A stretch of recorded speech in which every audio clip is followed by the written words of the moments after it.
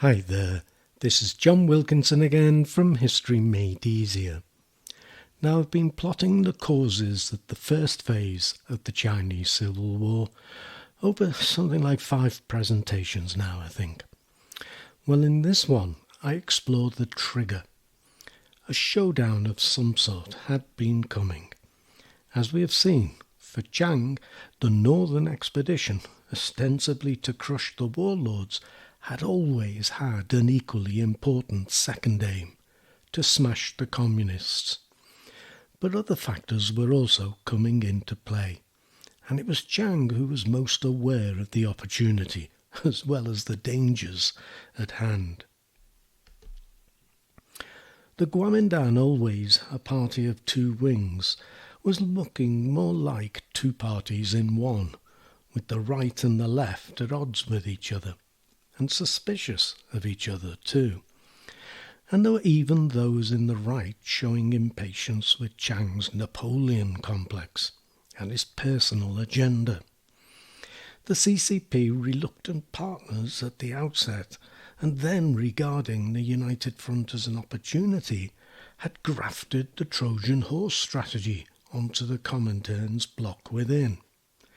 And the Russians, though still maintaining that the United Front was still the best way to ensure revolution, now saw its limitations.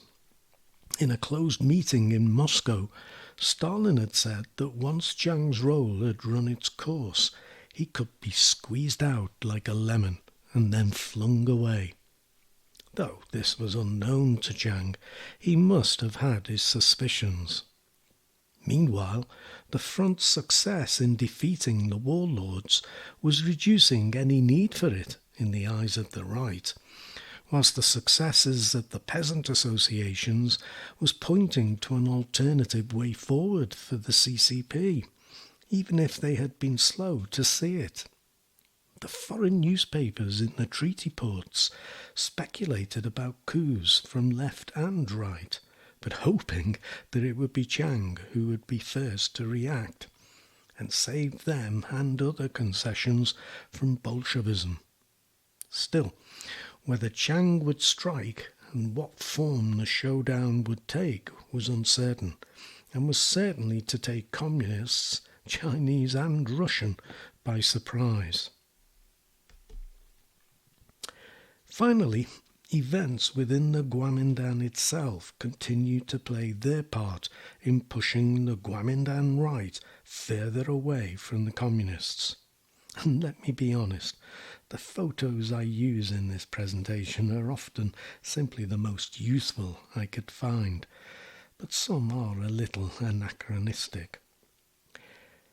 At the Kuomintang's 3rd plenum, held in March 1927, which Chiang and others from the right refused to attend, the left took control of the party. Just as Russia was beginning to doubt the effectiveness of the United Front, the left Kuomintang Communist Alliance looked as if it could take the revolution forward. Land was recognised as the core issue, and though no definitive land policy was agreed, the plenum did agree to support the peasants' struggle, and it was agreed that land belonging to the corrupt officials, local bullies and bad gentry, identified by Mao in his report on the peasants' movement in Hunan, and with counter-revolutionaries added to the list, should be confiscated and redistributed. Tyrannical landlords could also face life imprisonment or the death penalty. All this would be overseen by village governments, protected by peasant militias.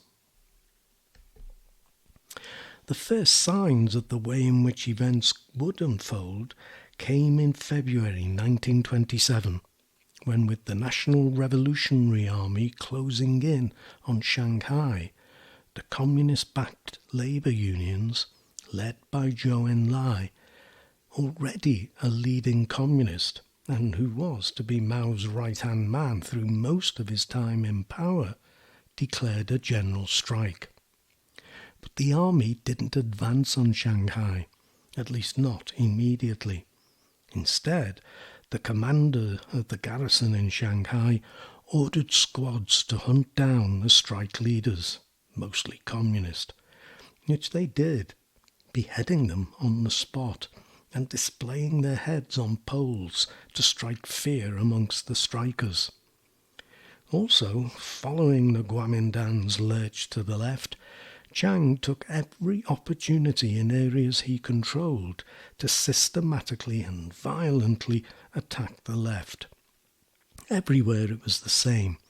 Secret society thugs, backed by Chiang's forces where necessary, would smash the organizations of the left, replacing them with moderate groups.